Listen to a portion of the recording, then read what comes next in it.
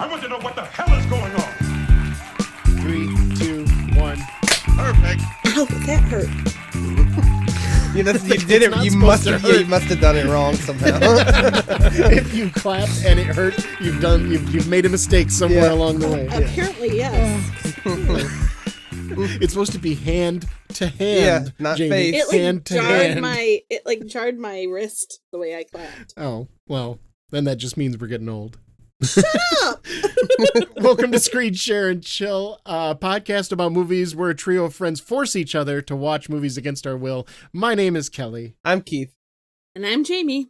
And we spin the wheel before we decide which movies we're going to watch. And right now we're in the middle of 90s horror.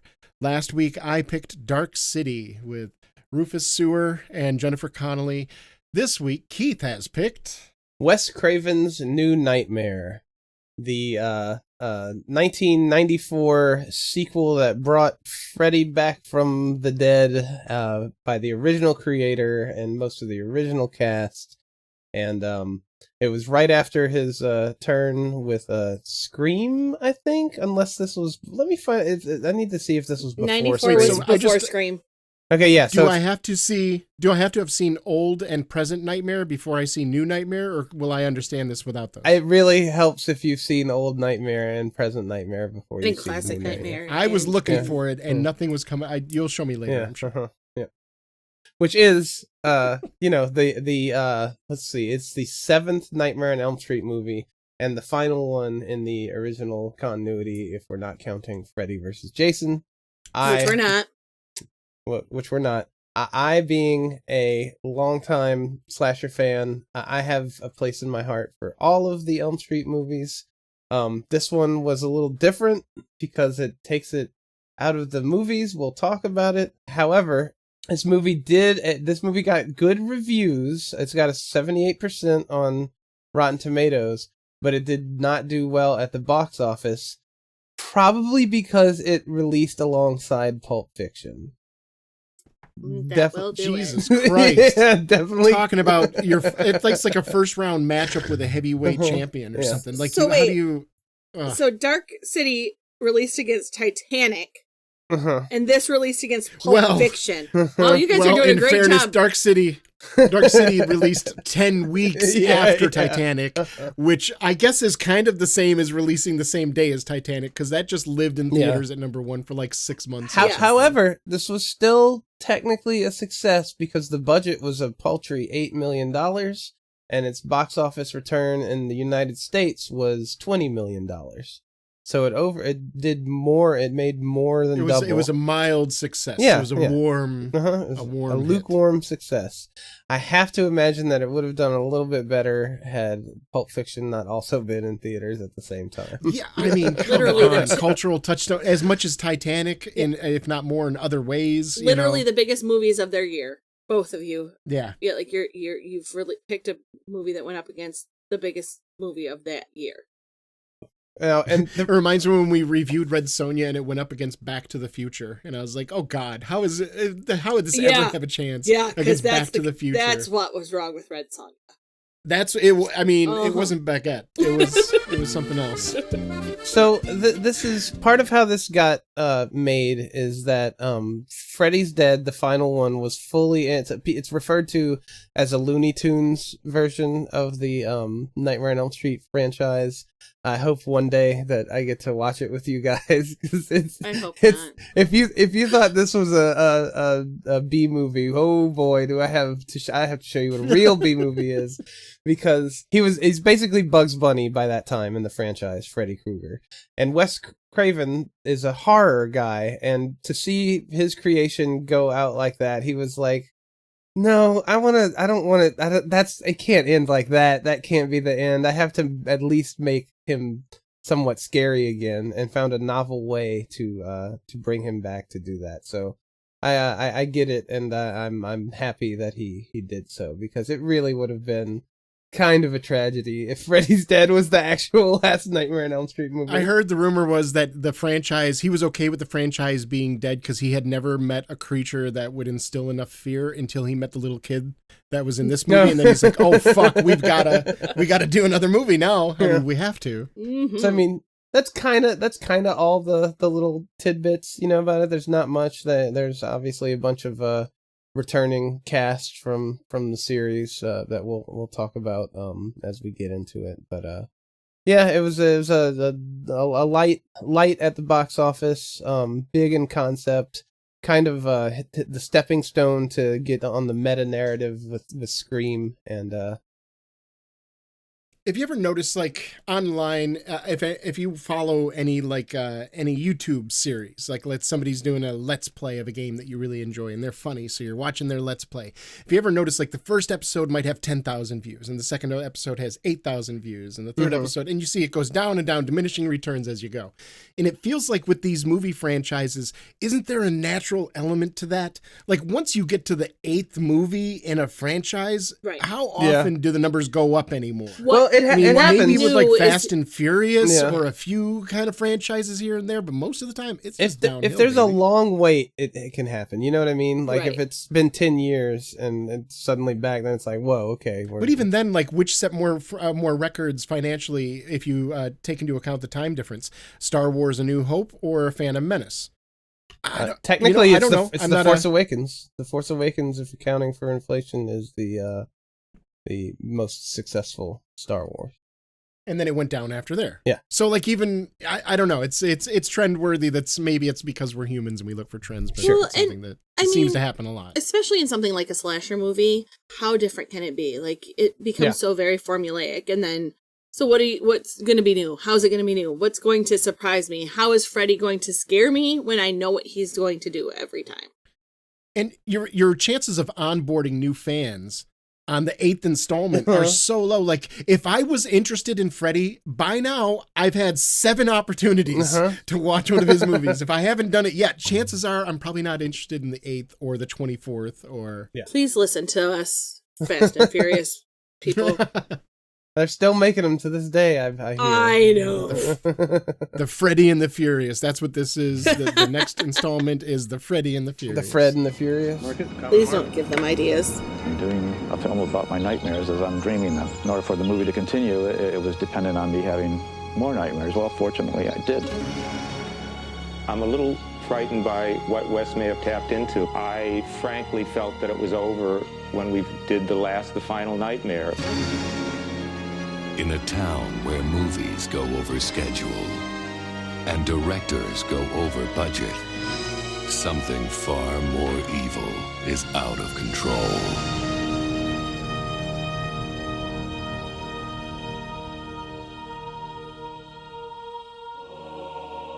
The world of horror films suffered its own terror today as 2 of Hollywood's best-known special effects technicians were found dead. Part of the theme of the movie is becoming like part of the making of the movie.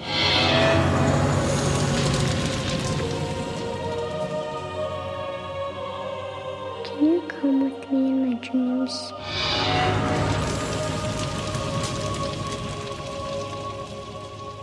I think that only happens in the movies. What happens when the story dies? The evil is set free. Now that the films have ended, the genie's out of the bottle. That's what the nightmares are telling me, and that's what I'm writing. This is still a script we're talking about, right, Wes? We've decided to cross over out of films into our reality. The only way to stop him is to make another movie. Oh my God. The bad man's getting awful close. You're gonna have to make a choice. What kind of choice? Whether or not you're willing to play Nancy one last time.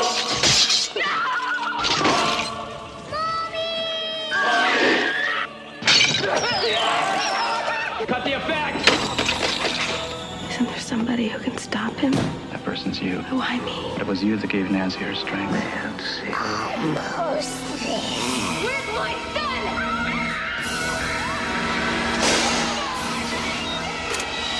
All right, so that's enough preamble. Let's go ahead and let's start and let's talk about the good. I want you guys first because I have, I'm sure that our first note is the same probably across the board, and it's Creepy Pet Cemetery Kid. Yeah.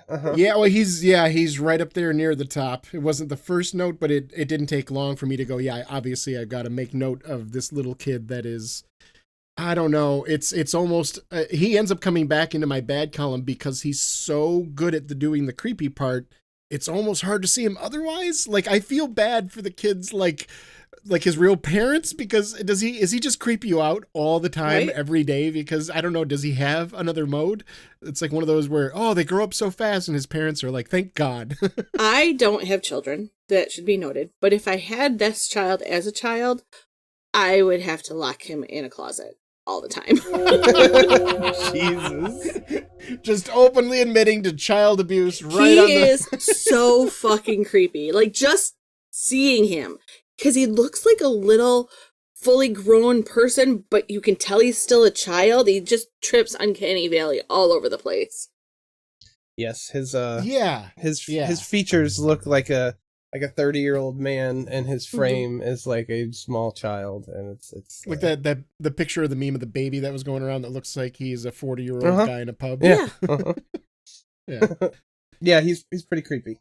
My number one is I don't know if it's just because we got so attached to Halloween Dies. I forget which one it was. Halloween Ends, Halloween Dies. One of those Halloween, the new trilogy.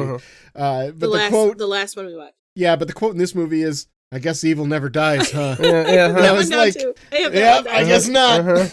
It's almost like I assume this movie came first, but it doesn't matter, because to me it's interesting that in a sense these horror movies kind of have conversations with each other. Yeah. Like they politely mock, or they have an homage to something, or they straight up steal a piece of the scenery from one movie to like drape themselves in another. These movie creators are all kind of talking to each other, and there's an ongoing conversation that's been happening for 60 something years with horror movies or beyond. And I just think that's really cool. Maybe it wasn't intentional, but it was fun. Do you want to hear one that leads directly into this franchise? Is The Evil Dead had a The Hills Have Eyes poster in the cabin in the original Evil Dead, and that's a Wes Craven movie.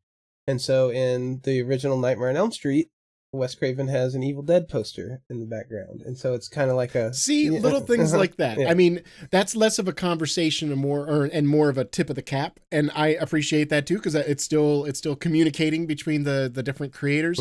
But sometimes, like, even the themes that are present, like, maybe like a Scream or Scary Movie are obvious examples, because they're borderline on parody. But every time there's a movie where a character says, "Oh, you thought I was a psycho and I thought I was my mom, huh?" Well, you're all talking about, well, everybody was fooled by Psycho back in the day, right? Well, that ain't that kind of a movie, kid. Right. So I don't know. I guess Evil Never Dies really stuck with me, because later on we hear a crowd chanting, "Evil dies tonight." Yeah. Evil dies tonight. Evil never dies, you say? Well, evil dies tonight. Yeah. Get a look at these motherfuckers thinking they're gonna kill evil. Yeah, good luck, buddy. What? Evil dies tonight. Evil dies tonight.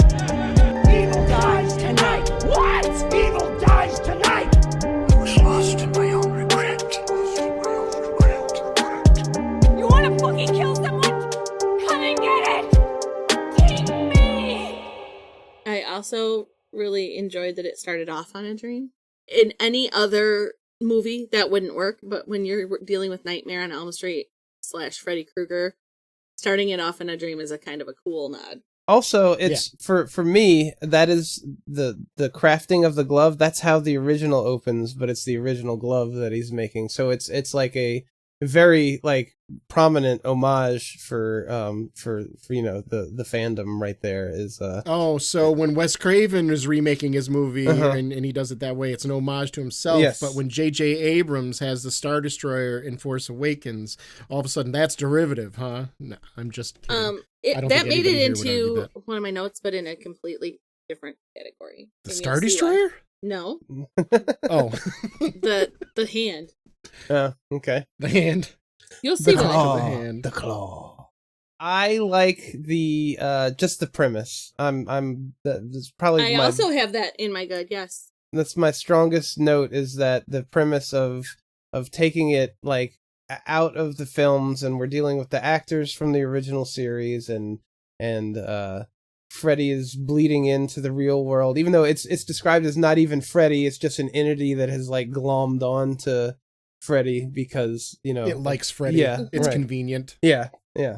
And I don't know, there's so many things peppered throughout where it's like sort of bleeding together, and we'll talk about this a little bit more in our scene spotlight. I'm going to agree with you on that. I mean, I will twist your statement and echo it that there are plenty of things that this movie does that I'm not crazy about. But I will say that I do enjoy the premise. It didn't make it to my good list, but as soon as you both are saying it, I'm like, oh yeah, the premise itself is wonderful. Yep. I might not agree with their execution of it at all times, but the premise is good. It's intriguing. It's got a good hook. And some of the actors, you'll get more mileage out of certain actors than others, but all of the actors playing themselves, like Robert Englund playing both himself and Freddy, is really fun to me. Heather Langenkamp playing herself and essentially Nancy is pretty fun to me. People openly playing themselves almost never works out well because people don't understand what they look like really, and they put on this fake airs. It's Hawthorne effect with a camera times 10. Yeah. It's kind of like Chevy Chase, like when they talked about Chevy Chase in Community, and somebody said, do you tell him that he's playing himself? And somebody's, I think Dan Harmon or somebody said, no, you can't tell him that because he doesn't understand what makes him funny. Right. We know, but he doesn't get it. But I feel I give my flowers to Robert on that one because he seems like he's like a normal guy and he's not trying to be Freddy when he's playing Robert Englund. But there's also in certain times a little streak of like darkness underneath the surface that I think he displays fairly well. Maybe even like, yeah, I'm with you, but it felt more like a desire for the limelight. Like you could see that he might stab somebody in the back to get a really good role or something. Yeah. I enjoyed the effect of the white paper, the envelope underneath, the burnt paper. At one point, or throughout the letters movie, that the stalker is sending. Yeah, the stalker is sending her letters, and they're burnt out of something, whether Bibles. it's an old book or a Bible. I figured it was a Bible. But it's difficult it would be difficult to kind of make out the burnt edges as well, because the prop master did a good job with that paper, and it looks really well burnt, and it's really, really nicely done. So in order for it to set out every time they point out this burnout paper, she always holds it right up against the envelope that's solid white and puts it in the drawer up against all the other ones that are all in solid white. So everything, it's a neat little trick that it made total sense in the universe. I don't know why this made it to the good. Maybe I was desperate for something to put in good, but I enjoyed the little practical things that somebody on the set went, hey, why don't we just do blank? And everybody was like, you know what? That's fucking perfect. That makes absolute sense. And this is one of those. I like the culmination of that is when we finally see what the letters spell and it says answer the phone and the fucking phone rings and it's him. And it's just like, it's like this sort of weird culmination of like the tension of all the stalker stuff, and then the nasty tongue coming out of the phone end, and what he says when she answers his phone is he says, I touched him, referring to her son. That's like the implications and just the whole, it's just, and then licking her afterwards suggestively. That's the combo that it's like, that's what I was even thinking, like, how does that phrase get through the censors? Because he's not technically saying anything about it wasn't about quote unquote molestation. It's because in the dream, it's the implication, the way he says it, and then the licking right afterwards. It's pretty disturbing. I mean, how does she not just grab the fucking tongue and rip it out of the black doctor lady, when she is kind of like, when it's in the nightmare realm or whatever. Basically, in one part, there's a black psychiatrist, like the head of the psychiatry department, that is watching after Nancy's little boy, or what's her name? Heather? Heather, yeah. Yeah, Heather's little boy, the creepy little boy. And they're trying to keep her away because they're afraid that she's making it worse and exacerbating his mental issue and keeping him awake and such. But at one point she falls into this false narrative, the Freddy's, fake reality that's kind of bleeding into ours. And she breaks into the room and finds her son, and the black lady comes out, the black doctor, and she like has a saw over her head or something like that. And she's like, cut this evil out of him. And she says it so like there's a dark glee in her face, and I'm just like, Jesus Christ, that's horror. That's horrifying. She has scalpels on her fingers like a Freddy glove, and she raises the hand, and she's like, That's what she goes. Let's cut the evil out of this boy. And just the way she said it, it was just that was creepy. The Nosferatu homage I like when Freddy first like cuts his way out of the bed in the final sequence, and he's like, creeping across with the glove out. It's like a direct 1-to-1 Nosferatu shadow. And it works for Freddy because he's got that hand that looks like the long vampire claws. Right. Well, visually, he's got a lot in common with Nosferatu. So, just not the claw. I liked the point where they and I just have it in quotes and I didn't write down all of it, but where they say "never sleep again." Like they're not doing the little rhyme, but they say it outright. Like that nice little callback. I liked that. And the actual Freddy jump scare, like the first time it's really Freddy. That was a effective jump scare. Which one? Which specific one are you talking about? Last third of the movie. When he actually comes into our reality and he's like slashing the walls. When you actually see fully Freddy. Like when he appears behind the babysitter when they've injected the kid and make him go to sleep? Is that it? Nope. No, it's in Heather's bedroom or something like that. Oh yeah, The claws on the wall are exactly where she saw the claws on the wall in her dream, and that's where, in my mind, that's when Freddy actually crossed into our reality. Exactly. That's the first real as soon as you said when you Freddy. see him for the first time, I knew exactly what you meant. Because like you see parts, you see the claw, you see this is the first full Freddy reveal. Yeah. And his head makeup, like he's not wearing a hat, so you can see his head clearly, and he's bald with bits of chunks of skin missing and the meat underneath very visible. It reminded me of some very good Phantom of the Opera makeup that I've seen before. Yeah, because it's technically not even like burn victim anymore. It's like an abstraction of the Freddy burn It's makeup. more like him slightly rotting away. Yeah. Yeah, it's a little more demonic. The eyes are a little more years demonic. of artistic impression on him, and the story supports that like he's coming through the artistic expression. That's the way that demon or that spirit or whatever. Fine, you want something like Freddy? I can do something like Freddy. Here we go. Yeah, kids. I have that in my good. Is that the design is different but familiar? Like he's got leather pants and a trench coat, so it's like it's not 1-to-1, but there's enough Freddy there that you can get it. It's very interesting to me, and that supports the whole like the egregore that they're basically saying that he is. Yeah, which is that whole like the story that makes something real, and so it's slightly different than reality because people have added their own little twists to it along the way. I feel like we would be remiss if we don't bring up the Freddy theme music. Of course. I always, even back in the day, like as a child, I never watched the Freddy movies. That's why even as an adult, I haven't seen most of them. But the music itself is still creepy to me. It's so creepy to me that it resonates so well with me, maybe I should say, that even the DJ Jazzy Jeff and the Fresh Prince, when they did Nightmare on My Street, it's a little creepy. As a child, I loved that song, and my parents were kind of like, why do you keep wanting to listen to that song? You don't even like the movie Nightmare. You want to watch Nightmare on Elm Street? Got the body, nope. and I've got the brain. Oh, I loved it. It was just the right amount of creepy for me at that age, where it made me. That's where I get where horror fans come from, because I was scared, but it was like an excited, fun scared. My sister was terrified of the Freddy movies originally. I remember learning the song just to scare her, as the little sister would do.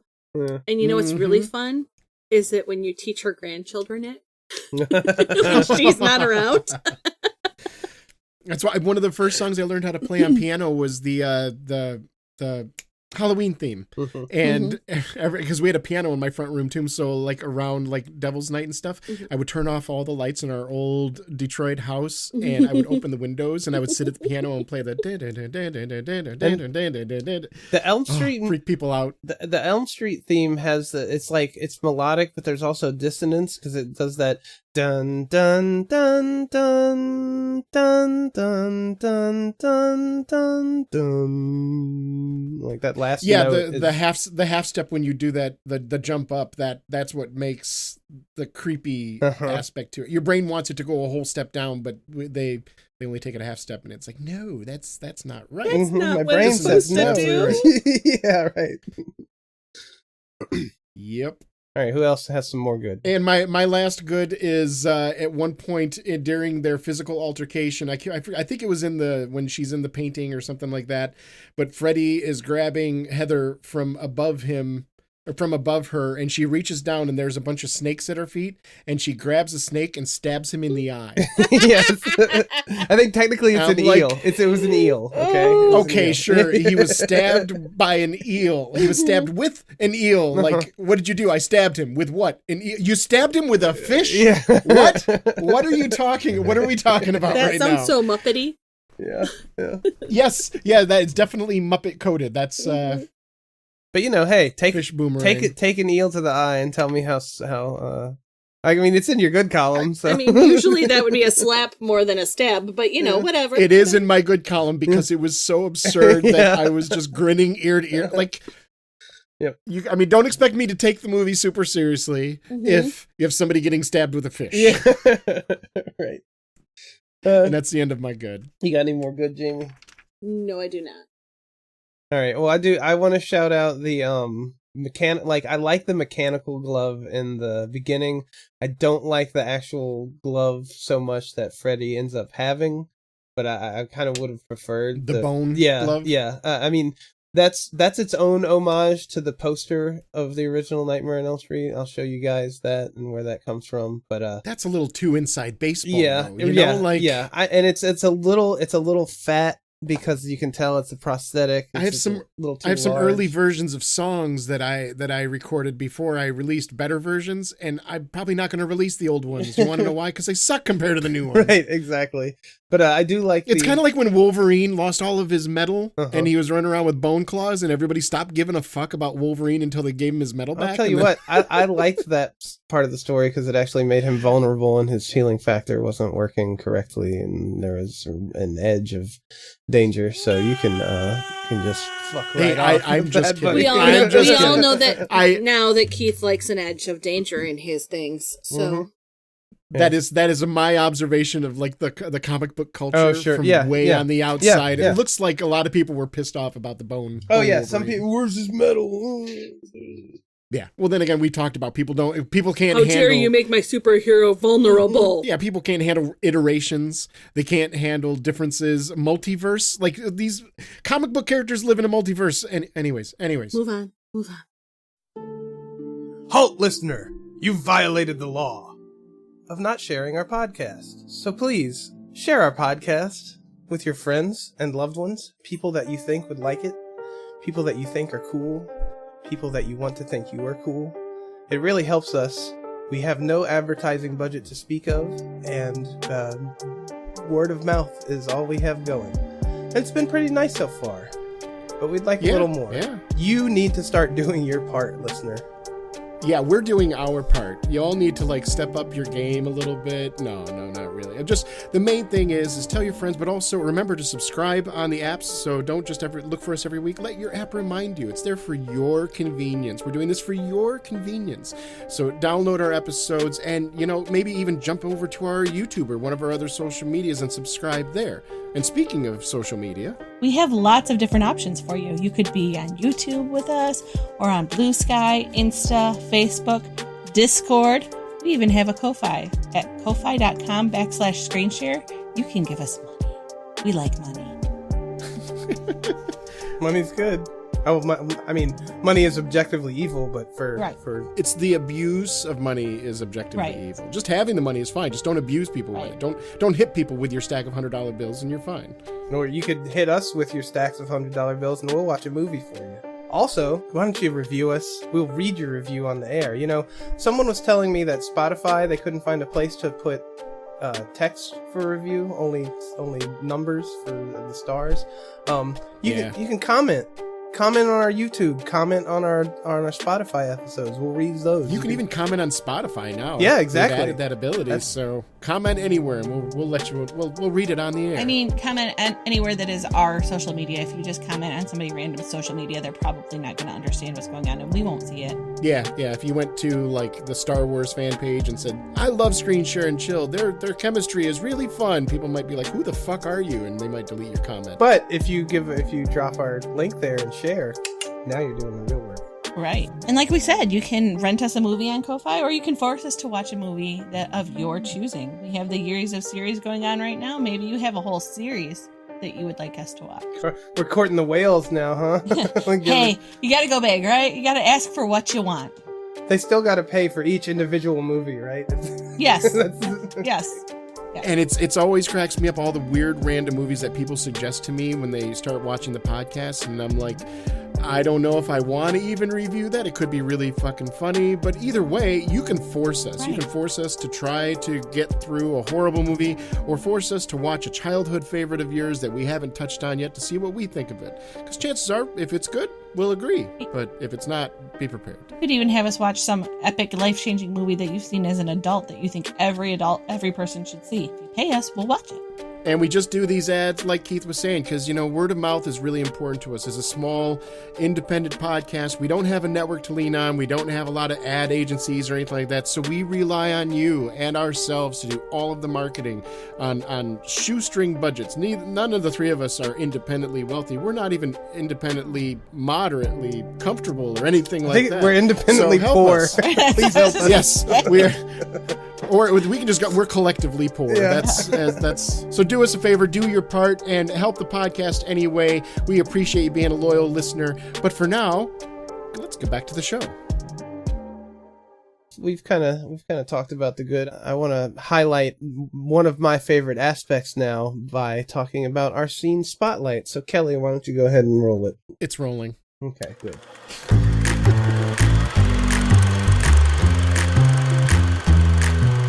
Large part of the premise is Freddy bleeding into our world and making Freddy real, this entity that has glommed onto Freddy, and that culminates at the end when Heather gets her son home and she's got the actor that played her father come to check on him, everything, and like halfway through the scene where he's about to leave and everything seems to be okay, he starts calling her Nancy. I don't know if you guys picked it up the first time he did, but probably not. Probably the second time. Yeah. Like, I don't know exactly when it clicked in, but it was like before she did. Because it's just so barely. It's so casual the way he's like, Nancy, what are we doing here? And she just continues on, and then like slowly he's in the outfit from the movie all of a sudden, and so is she, and she realizes that, okay, I have to accept this, and I have to become Nancy to confront this, and it's I just like the blending there at the end of the two realities. It feels very nicely done to me. Right, yep. It was subtle enough that it caught me off guard in a way that I was like, oh, okay, cool. Like, even something I was kind of expecting, but they still slid it in. They faded in that music track subtly enough where I didn't understand it until it clicked. Like, I didn't realize, and it's been a long time since I've seen the movies, but I didn't realize that they were in like their outfits changed really. Like, that didn't click for me until you just said it now. Yeah, well, I mean, suddenly he's got a police badge. He's an actor. He played the sheriff in the movie. I don't know because I'm not looking at it right now, but I'm willing to bet that there was probably some creative camera and editing use because I didn't notice a gun at his hip. I didn't notice the badge. None of that stuff until it becomes important to the scene, and all of a sudden you're going, oh shit, the actor didn't walk around with a fucking gun on his hip. Right. That's not. Right. It's pretty cleverly done. Yeah. When a movie can trick you like that, and well, not even trick you, but make it subtle so it doesn't feel like I didn't get stabbed with a fish. It was much more subtle than that. Yeah. And I appreciated it. It was a good scene. So with all that out of the way, let's go ahead and talk about the bad. And let me start this one off, because this is why the glove is in the bad, okay? Okay. Because I thought for a minute that you had tricked me and we were watching some fucking Terminator and Arnold Schwarzenegger was going to be on the screen. Because it starts off very like the Terminator hand. It looked like the Terminator hand. And I was like, fucking Arnold Schwarzenegger. You're having Arnold flashbacks? Don't worry. This isn't my movie. I was very like, I'm tortured by Arnold now. What if Arnold Schwarzenegger decides that I just want to be your friend, Jamie. Why do you always push me away? He just wants to become real like Freddy, No. And so Arnold Schwarzenegger starts bleeding into our world as a real person. Some of your pictures at home, Jamie, start getting replaced. Like some of the people in the background are Arnold, and they're always looking right at the camera. And they're smiling. closer each time you look at a new picture. That would be a fucking horror movie. That would be an absolute fucking horror movie. Jamie, please. I already have a coworker that does it. I love that the sickness is spreading. Let the Jamie Please virus spread over America and beyond. Yes. We're ripe for it. We don't have a CDC anymore. Jamie, please. Jamie, please. Don't do that. Jamie, please. What the fuck did I do wrong? I didn't really mention them, but I think the practical effects in this are pretty solid, but the CGI effects are of the time, and I know they're of the time, but some of them still just They're like irk me. bad of the time though, because they're good of the time, and these ones are not good of the time. Yeah, Jurassic Park, this movie is not. You know what I mean? And it's so funny to me that didn't make it into my bads, because I agree with you. The CGI was not good at all. But it's kind of like my brain accepted it because I had already accepted that this was just a bad movie. So like, I don't know why, but like my brain had already attached to something else is much more important as to why it was bad. So when I saw the CGI, I was like, yeah, that's what bad movies do. Right. The CGI is what gave me the overall bad TV movie impression though. Yeah, I mean, the worst offender for me is when he morphs into the giant Freddy in the clouds. And it's yes, just like, that is, and it's just like the tween filter where you say, okay, I have Cloud, then I have Freddy, and you let the computer like figure it out at 7 frames per second. Yeah. Well, and the clouds appeared out of nowhere too. So like the clouds were bad, and it just got worse. Yeah. I've seen 80s fantasy movies that have better magical special effects than this one. Well, so I might as well just get this out of the way, that the reason why this movie the CGI didn't bother me as much, and my biggest bad is the acting. The acting was just not good in this movie. It wasn't horrible. It wasn't like, oh, hi, Mark. Yeah, it wasn't like that. But it was very dramatic. Do you know what I'm saying? Everything I'm saying makes total sense, and all of my inflection is just right, but it doesn't feel genuine or natural. And that's what the whole movie felt like. It was like it was grating my uncanny valley of my mind, like my ears, but more than that, like my ability to communicate as a human being. Flames. It felt like the whole movie was trapped inside this fake universe, and that's, I don't know. So like, my brain just went, okay, this is just B movie. Like there's better acting in Evil Dead. Did you not? There is did you not like Heather's acting in this? Was she? No, was she a main offender? No, Yeah. I found her to be grating. I found her to be very whiny and mamby all the time. Oh, See, and like I found her serviceable. I didn't get to this in this movie, so that's just my opinion. But The kid I found serviceable. Like that. Everything was a B or below. She was like a B minus in my mind. Like, put it this way, if she tried out for a community theater production, I would be surprised if she got the lead. Because it was okay. She didn't do anything wrong, but she didn't have magnetism. The only magnetism she had was because she is obviously physically very beautiful. She's a very beautiful person. And she didn't do anything wrong. Okay, so I guess, yeah, I can see her being in a movie, but the lead in a movie seemed very, I don't know.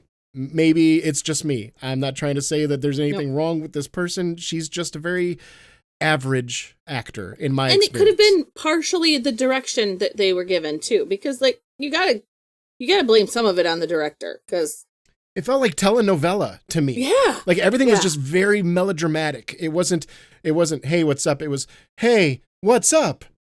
Like you would, like we would just watch Coven. This felt like that kind of, maybe not that bad, but that same kind of quality. I agree with you for like 80%, but I think her, the kid, the babysitter Julie, and Robert Englund were like, okay, these guys are doing it enough for me that I'm on board. But literally, I think the babysitter Julie was pretty good. Babysitter was probably one of the best of the bunch. Yeah. But even then, she still suffered from the same melodrama that everybody else seemed to. Yeah. But that's why I say it seemed like she did a little bit less. That's why I say you have to blame some of that on the director, because the director is maybe you know, like when it's the whole production. And again, art is art. So like if you watch Heather's performance and you walk away going, yeah, I felt like she did a really good job. I'm not here to tell you you're wrong for enjoying her performance. That's my job. There were several times I've gone to see shows on stage and walk out of the theater and the other person is going, oh my God, did you see the person that played blank? Weren't they amazing? And the whole show I was going, oh, that was my least favorite person on the stage.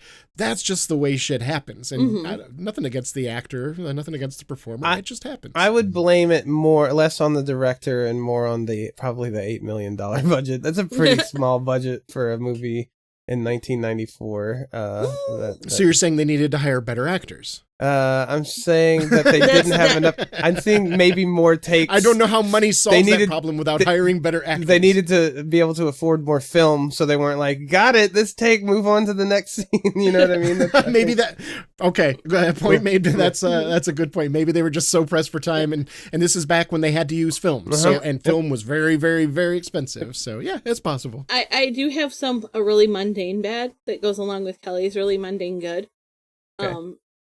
There's a point where they show a picture, like Heather's desk, and it's got pictures of her family, and it's got the little creepy kid, and he's holding a coffee mug. It's such a bad picture because there's like no background. It's just white and this kid, and he's holding a coffee mug to the side, and it really irked me because it looked so fake. It's like AI before AI. Like if you were to ask the AI, what is that a picture of? Picture of child with random household item. Why is he holding a mug? Picture of child with random household item. And he's not holding it like in front of him. He's holding it off to the side. It bothered me so much. I get you. I don't even remember the picture, but I can visualize it, so I'm with you. One of my major bads, and you guys probably didn't even see this, but there's a scene at the very end where Freddy's in the fire pit or whatever, and the fire is rising, and he's just been stabbed in the gooch or whatever. In the taint. This taint stab is in my bag. Right up oh my God, that was a painful scene watching them stab Freddy right up the... Whoa! And this is indicative of that low budget and the not being able to do takes again, I feel. But his because he's writhing around and there's a shot where you can see the back of his makeup is pushed up to a little fold that's sitting right directly on the top of his head, and it looks like a rubber mask has folded in on itself, and it's just like it's like that shot is in the movie, dude. That's pretty tough. Yep. The editor, whoever edited, saw that pic and said, "This is the best we have." Yes. Yep. Also, like the film itself, like the film that it was shot on, it gave the very 90s style. Like immediately, I knew this took place was shot in the mid 90s because not only in the style that everybody was wearing, but the film grain, the film quality. Just said 90210. Yep, it felt Friends. like that. Yep. That soft. Yeah. And it was combined with the lighting. It had a very soft, not quite Gaussian, but everything was very warm. And also that it was the most hectic morning ever, and it was pissing me off how hectic that morning was. I would have just went back to bed. Like, fuck it. Yes. Well, as soon as you mentioned that, it was like third catastrophe into the day, and then my brain was starting to like keep track, and I got up to like 7 or 8, and we hadn't even gotten to noon yet. And the phone kept fucking ringing. Major catastrophes like husband dying, child going into hospital, like major shit happening all within a matter of like 6 hours. And the phone kept fucking ringing. At full volume. Yeah. Oh, yeah. Yeah. Like we kept saying, like, take a lesson from the millennials and Gen Z that haven't come yet to your universe. Yes, but stop answering the fucking phone. Come on. I remember horror movies back in the day, like where the phone kept ringing, the people would pull the fucking jack out of the wall. I don't want to stop making my phone ring. Then maybe the phone rings again. But for her to just keep answering it, like, this is stressing me out and making me so sad. I'm going to do it again. Keeps calling me. Yes. I'm going to pick up the phone so I can talk to the stalker who keeps calling me. I'm out of bad. Another one of my bads is at one point, I think early on, it's like when she's getting ready to go to her first read through or first script read of the new movie, and she's at home, and the limo driver the limo driver calls Heather on her house phone. I know. Ma'am, we're waiting outside for you. And then she hangs up the phone, goes out the front she doesn't door hang it up. and yells. She doesn't hang it up because it's in my note. Then you tell the scene. Go ahead. She sets the receiver of the phone down, not hangs it up, sets it down next to the phone, opens up her door and screams out, "I'll be out in a minute." And comes back in and picks up the phone and hangs it up. Yeah. Why did you not just say it on the phone where the person gave you the message that you're responding to? Silly. Jesus Christ, lady. It's silly.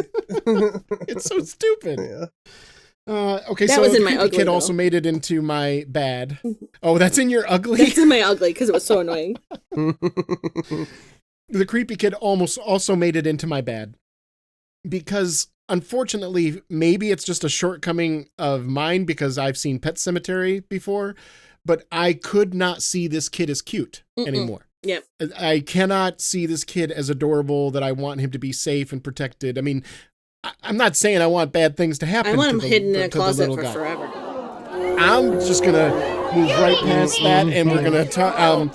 No, but either way, like, in order for me to care about the outcome of the drama of the story, there has to be a little bit of empathy from me, the audience, to one or more of the protagonists.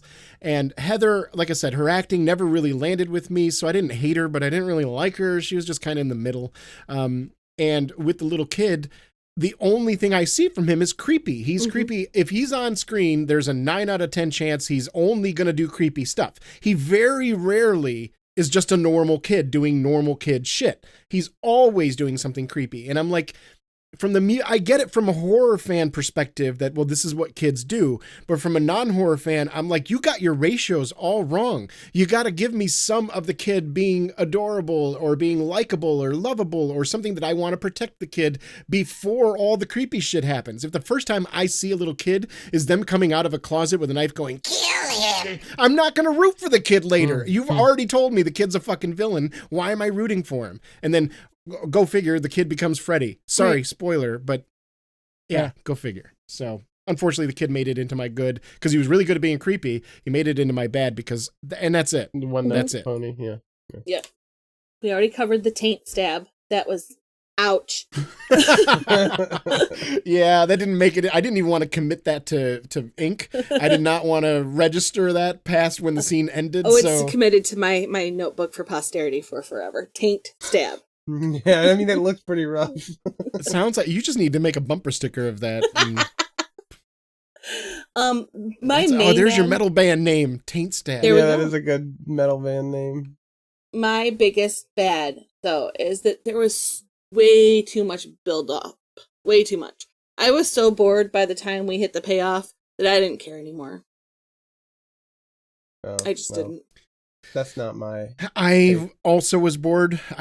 I have my own reasons, I think. I who knows why, but I think it was just because I had checked out so much earlier due to the acting not landing with me, but I'm right that there could be with you. part of it, for too. different reasons, I was also very bored, too. All right, so it's like... I feel so bad, Keith. I'm sorry. Yeah. Sorry, Keith. We love you, buddy. You're wonderful. You're a valuable person. Double bad cop, single good cop is how I'm feeling right now. Yeah, sorry. Okay. I have 2 more bads that I'll just rattle off real quickly. This has turned into an in defense of... in defense of A New Nightmare. Yeah. You should have picked Old Nightmare, I'm telling you, man. Yep. At one point, the movie goes to the morgue, and my podhosts know exactly where I'm going because I mentioned this during the movie. But they go to the morgue, and when our main character is like wandering around the morgue looking for the person she's supposed to talk to identify the body of her dead husband, the morgue is just littered with carcasses everywhere. They are lousy with dead bodies just on random carts everywhere. She passes probably a dozen or more corpses, it's LA, and she brother. only goes maybe 50 yards into the building. Busy work in L.A. But they're not even close to the actual morgue room. They're just no, they're in the hallway. They're barely covered. Like, they're not even their toes are covered. They're not anywhere near coolers. They're just out rotting in the hallway. Apparently, according to this movie, in L.A., they just let the dead bodies rot in the hallways of hospitals and morgues because they ain't got the room, man. I'm sorry. And my last bad is I get why Wes Craven was doing this now that I hear your explanation at the beginning during our facts and everything. But I really miss witty Freddy. In this movie, he was not witty. He did not have any one-liners. I get where you wanted to lean into the scary side more, and that's cool because I like Freddy's being scary. Freddy was fine in this movie, funny enough. Like he did not make it into my bad column. He wasn't a big enough of a deal in this movie, funny enough, for him to make it into the good column either. But I do miss the idea that Freddy is supposed to be, at least in my non-fan interpretation of him, he's supposed to be scary as fuck. He's inevitable because he's in your dreams, so no matter what you do, eventually you're gonna fucking fall asleep and then you got to deal with him. But also he is like Spider-Man, but evil. That he's gonna mock you with one-liners as he's fucking disemboweling you. He's gonna mock the condition of the bowels that he's pulling out of you or something. Right. And in this movie, he was none of that. He was reinvented to be just. And maybe that's the demon coming through, that the demon doesn't have the wittiness of the make-believe character that they had imagined all these years. I don't know, but just from a fan audience point of view, they didn't have to have a lot, but a little bit of witty Freddy would have been fun.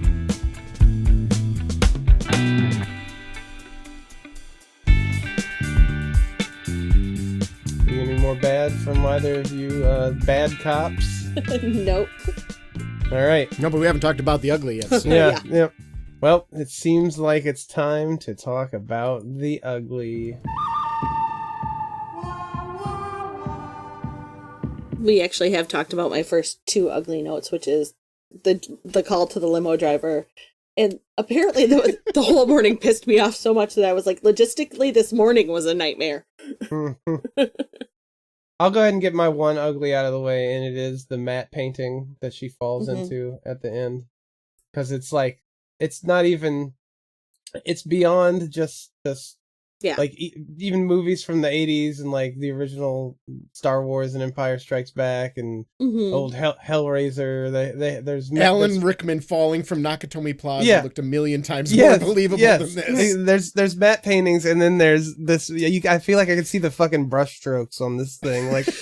And if you're going to be that bad, like, make it a literal painting. Like, you're in a world where she could have actually fallen into an actual literal painting, and it would have made it make sense. It would have made total sense. A huge part of the problem is they're showing, what is it called, rotoscoped fire over it, and rotoscoped fire never looks good no matter what. No, rotoscope looks best as, like, magic wisps. That's, you know, that kind of stuff. Rotoscope works for magic, not for fire. It's not, it doesn't have enough FPS. It's a combination of like three bad elements, like bad 90s green screen, terrible matte painting, and rotoscoped fire, and it's just like, oh, so you've decided to shit onto the screen instead of show me something really fantastical, which is this is supposed to be. You get to make a dish. Welcome to America's Next Top Chef. You get to make a dish using only 3 items. What would you like to pick? Shit. Shit. And shit. And shit. This is bad, but maybe if we add this bad thing, it'll be so bad it's good. No? Okay, let's add this bad thing and see. No? Okay, let's leave it in the movie.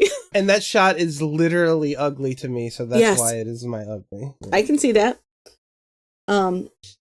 Most of my uglies I've already been mentioned, because also Freddy in the Sky in the 90s CGI. Yeah. Freddy in the Sky with Diamonds.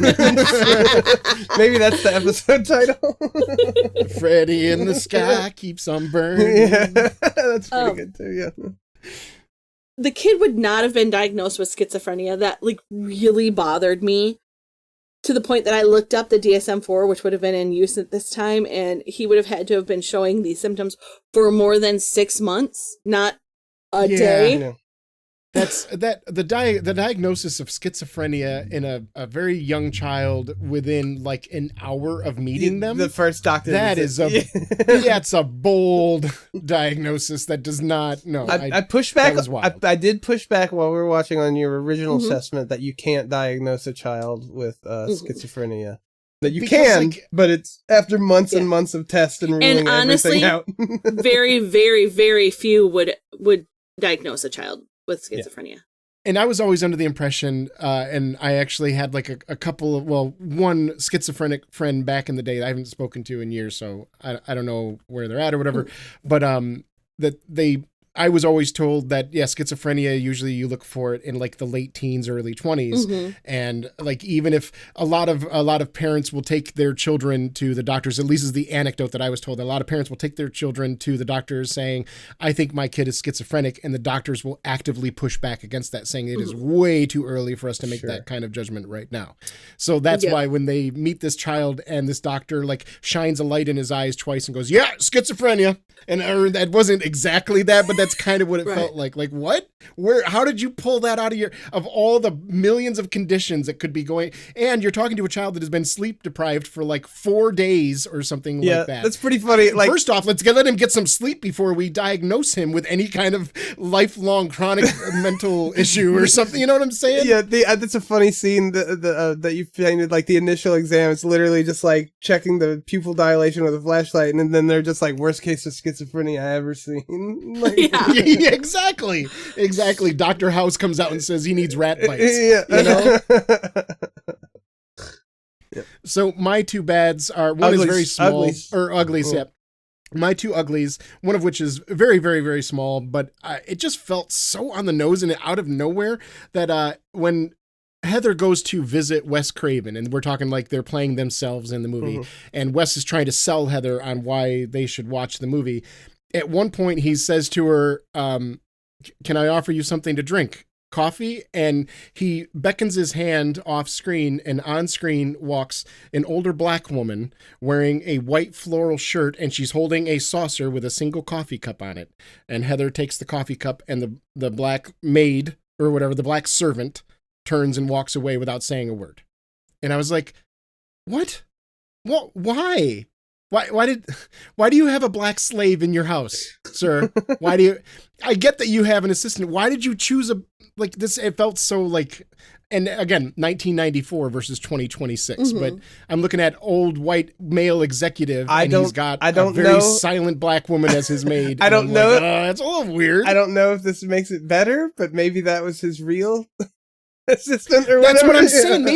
Maybe, and what went through my mind was him. I can imagine him as an old white man in the 90s saying, what? I hired a black woman. Isn't that progressive?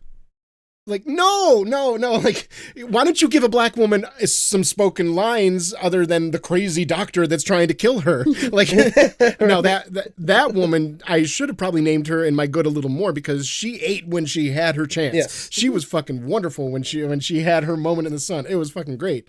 But the black maid just seemed really like, what? Really? Why? And why couldn't you just have a cup of a saucer of coffee, like a carafe of coffee sitting next to them that he just says, can I offer you a cup of coffee? A coffee bowl? Yes, a coffee bowl. Bring 2, please. No, we have to dress up a black woman and have her bring on a cup of coffee on a fucking doily and then leave without saying a word. Okay, cool. I guess that woman got paid for a day of extra work, but they couldn't even bother to pay her speaking wage, so whatever. $8 million, Kelley. Yeah, my last ugly. My last ugly, now it finally dawned on me why this is so...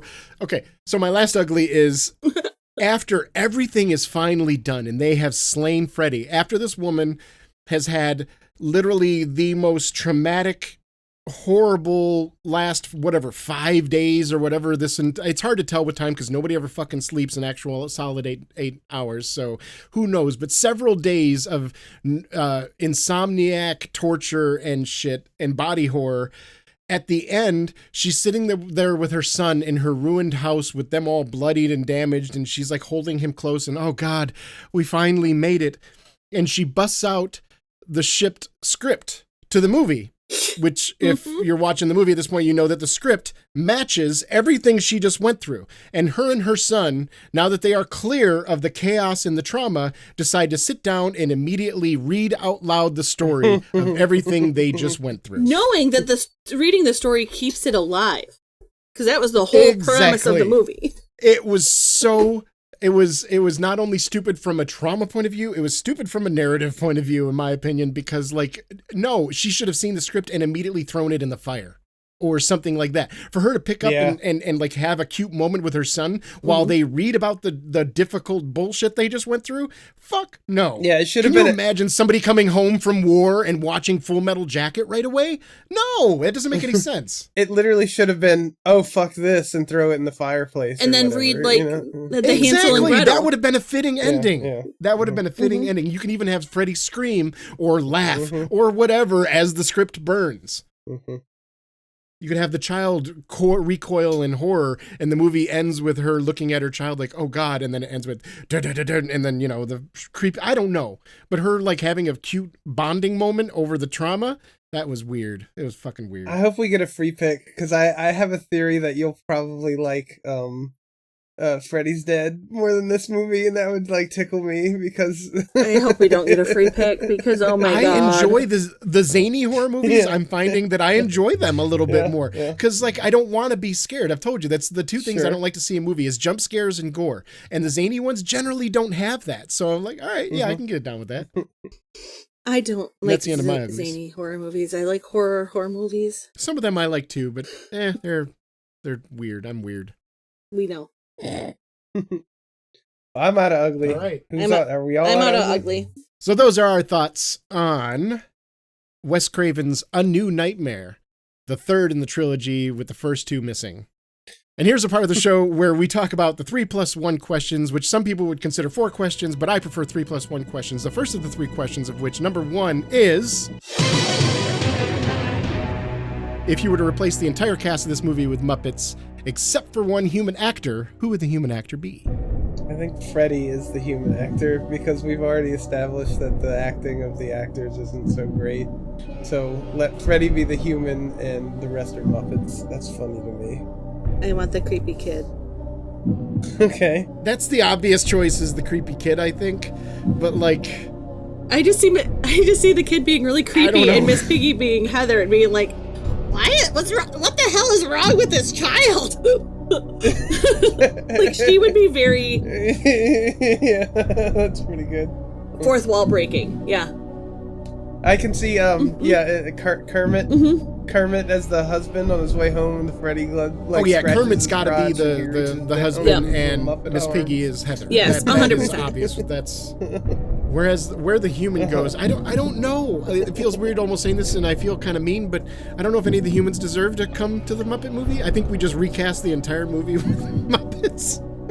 It's Freddy. Freddy is the human. Yeah, but then again, I could make the argument that you keep Freddy as a Muppet, but you put Robert Englund as the only human in the entire show. Yeah, that would be. I mean, Gonzo just screams Freddy to me. Gonzo would be such a good Freddy. Exactly. I'm gonna get you, you suckers. I was thinking if Freddy is the human, then you could have If Gonzo was Freddy, hold on. If Gonzo was Freddy, then how you would know that you're slipping into Freddy's zone is like you'd be in a room and all of a sudden there'd just be a red light coming from one corner and you hear there'd be chickens. Like, oh no, the chickens! Oh god, where's Gonzo? The chickens would be all the dead little girls that are always around in the Freddy. Like they'd be in little white dresses and like doing jumping rope and whatnot. Just can't trust him around those chickens. Yeah.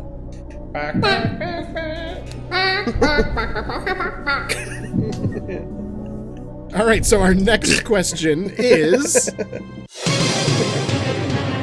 what would the promotional popcorn bucket look like? That's interesting for this one. Perhaps just a regular popcorn bucket, but with like the Freddy hand holding it, like around it. Oh, okay. What about like the front of a movie theater marquee, and then having the different like Nightmare on Elm Street, Nightmare on Elm Street 2, Nightmare on Elm Street 3, that kind of thing. Wait. And have each side look a little different, like one looks like an 80s, so you have people doing 80s style up front, and You know those little like coin boxes where the little hand pops out and grabs and pulls the coin in? Yeah. I want that in the popcorn bucket, but it's Freddy's hand. Pops out, grabs your hand. It's elaborate, but I like it. You have to sign a waiver, and if you have a heart attack from our popcorn bucket, you can't sue Imagine Theaters or whatever. All right, and the last question of the 3 questions is Who or what is your most valuable part? Could be a person, could be the actor, could be the character, could be something esoteric like the color red in a scene. But what's your MVP? Jamie. I'm going to go with the kid. Yeah, the kid. He's creepy. Another bold choice. No, I see. Like, he is the most dynamic person in the cast, probably. Like, if you buy his acting, then he's just not. You're right in that he doesn't engender any sort of sympathy towards him, but he is really good and creepy. He's a very creepy child. Yes, he is. So good at being creepy. Keith? I'm going to give this one to Robert Englund because essentially he plays 3 different characters in this movie. When they show up on set, he's in costume as classic Freddy and goofing around and being that Freddy. Then he shows up as himself or a version of himself. And then he shows up also as this new Freddy. And they're all distinct. And he's, essentially a Freddy movie. He's the quote-unquote real star. He's the main attraction. I'm just gonna give it to him because I'm a fan of his. I'm a fan of his work, and I like seeing those 3 different aspects of him. And it's Robert Englund. What about you, Kelley?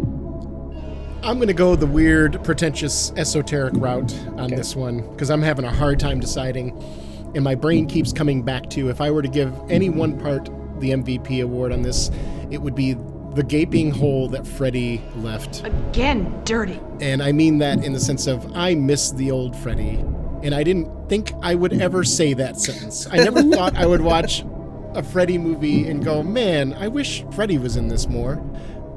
And maybe our time doing the movie night and podcast and everything has started to convert me more to a horror fan. Because now I find myself, I like Michael Myers, the character. I'm like, I don't know, like him is the wrong word, but like, I find him compelling. I find Freddy compelling for very different reasons. Similar reasons why I would find Ash compelling, even though he's a hero from Evil Dead. Like, he's an idiot and he's kind of a selfish asshole, but he's so entertaining to watch. And the same thing with Freddy. Freddy, if you had a spectrum with Mike Myers on one side and Ash from Evil Dead on the other side, Freddy would be somewhere in the middle of it, and I'm down with that. And this movie robbed me of Freddy. I had to watch all the trappings of Freddy. I had to smell the smell of Freddy, but I didn't get to take a bite of Freddy. Why do you do this? You could have phrased that better. I was imagining it chocolate chip cookies, and I realized that my wording did not properly convey the chocolate chip. I made cookies last night, and that's what was going through my mind. But no, either way, I got the hint truck of Freddy without ever having it. Someone's living room right now. What the hell is happening? I have a train going in my neighborhood. I thought he was going to say the gaping hole of the taint, so we're good. No, that's not my favorite part at all of this movie, Jamie. Were you paying attention? Well, you went with the giant gaping, and I was like, taint hole? Like, where? It's like I'm imagining like a hole in the wall in the exact outline of Freddy Krueger. Boy, with his hand up like he's saying goodbye. Is this a late champion dark horse title? A giant gaping taint hole? Talk about getting flagged as mature. I don't know how you put that and not get giant gaping taint hole.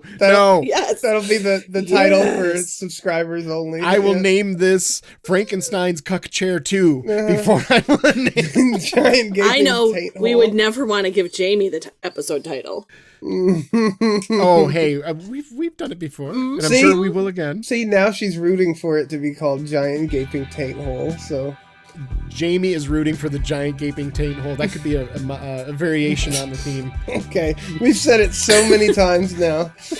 The censors are working So those were overtime. our thoughts, the good, bad, and the ugly, and the 3+1 questions, which some people consider 4 questions, but I like to think of them as 3+1 questions. But none of those questions really matter as much as one question, which is, when it comes to Wes Craven's A New Nightmare, did you enjoy it? And would you give it a thumbs up? The giant gaping taint hole. You really want to do this? Here. Now, yes. Okay. Let's do it. I will, as a Nightmare on Elm Street fan, and I think for other Nightmare on Elm Street fans, you're going to watch this movie. You're probably going to enjoy it. It is a thumbs up from me. as a fan. Maybe your mileage will vary if you're not a fan, as I think we're about to see when I say Kelley. How about you? That's a negative from me, Ghost Rider. I can't fully endorse. Like I said, the premise is good. The music is good. The sets are good. Like, there are a lot of good parts of it. It is not a horrible failure of a movie. Like, it's better than Coven. Thank God. You know, please don't let that be the measurement of good versus bad. Yeah, right? Yeah, let's find something else at least. You know, like, if it on a rating scale for school, it's not failing. Sure. But it's definitely not exceeding expectations. It didn't meet expectations. It was a little below expectations. So no, I would not recommend. And if you're the kind of person where if you're already, like I said before, if you already are a fan of Freddy movies, then yeah, sure, of course, watch this one because you're going to get some fun out of it. If you're not a fan of Freddy movies, please do not let this be your first foray into the Nightmare on Elm Street franchise, because this is, in my limited experience with the franchise, this is my least favorite of the group. Jamie. I'm not sure that this is going to shock anybody, but I have to say thumbs down. Like, I didn't find it scary. The premise had so much potential, and it just didn't live up to any of that for me. So I have to go thumbs down. Boo-boo. Well, there's no accounting for taste. 1 out of 3 ain't bad. As Jilly Bowl says. 33%. Uh-huh. Yep. It's all right. Hey, it's all right. It's okay. It's all right. It's okay. Jesus told me he's got a place for you in the back seat, or whatever the fuck he says. I don't even remember. think that's gonna become Jesus loves you. That's gonna become my new weak thumbs up noise. It's all right. It's okay. So we're all done, thankfully, with Wes Craven's old, present, and new nightmares. Next week, it is the final pick for our 90s horror. Jamie, it's your turn. It is. Have you decided what we're going to watch? I think I have. And this was very difficult, because, like, I can think of, like, 12 movies off the top of my head that we could watch and enjoy. I had a list of 16. This is what I narrowed it down to, just for my own personal reasons. And I kind of wanted to go a little esoteric, but you guys both did, so now I feel like I have to really pull out the horror big guns, 90s horror big guns. Go for something big. Yes, please do. I feel bad for doing Dark City. We're gonna watch 7. 7. All right. Yes. Okay, good. I haven't watched 7 in ages, and so we're going with 7. David Fincher. I have not watched this since I got sober. It was one of my favorite movies when I used to be much more inebriated. So this will be kind of like a fresh rewatch for me. Like, I know how it ends, so nothing's really going to spoil for me. But I know what's in the box. But yeah. What a good pick. Thank you, Jamie. I feel like I owe you like a cup of coffee sometime just for picking. It's a good one to talk about. Really, yes. I wanted to pick that too, so I'm so happy you picked it. I know, I was so sad that you didn't pick it. There was Silence of the Lambs, there was what's it called? The one with the witches that I can't think of right now. The Witches? No, like Nev Campbell and The Conjuring? The Craft. The Craft, yes. Oh, The Craft. Event Horizon is another one that was right on the cusp. I'm very glad, and I can say it now that Keith's pick is done, that he did not pick End of Days, because I was very afraid he was going to pick End of Days. I saw it. I looked at it for a second. Yeah. But honestly, like, I don't know if Keith, if you've seen it, it's okay. Yeah, it's all right. It's okay. It's a step up from this, and I didn't really like this. Like, as an Arnold fan, I didn't really like End of Days. Yeah. There are some really cool quotable scenes. There's some, like, Gabriel Burns does a great job playing the devil. Yeah. He's fucking creepy as shit. He beats the shit out of an old lady. That's fun. In that movie, she's like a demon-possessed lady. But we also get the all-time favorite, one of my favorite Arnold lines, compared to me, you are choir boy. Yeah. You taught me how to say choir boy, and I appreciate choir. So next week, yes, we get to watch 7. I'm really excited. I'm disappointed that we have to wait with bated breath from this moment until when we finally get to watch 7 together. It's a good way to end it too, on a big bang like 7. Yeah, that's awesome. Good job. All right, well, for Screen Share and Chill, I'm Kelley. I'm Keith. And I'm Jamie. I don't really have anything. I'm tired. I'm full of Chinese food and about to pass out. So. Oh, Chinese. I haven't eaten yet. Maybe I'll go get some Chinese. Hey, listener, how does Chinese sound? You know your favorite Chinese dish? That one right there? Go get it. Okay, bye. Bye. I'm going to call the police. You go ahead, call them. Call anybody you want. They can't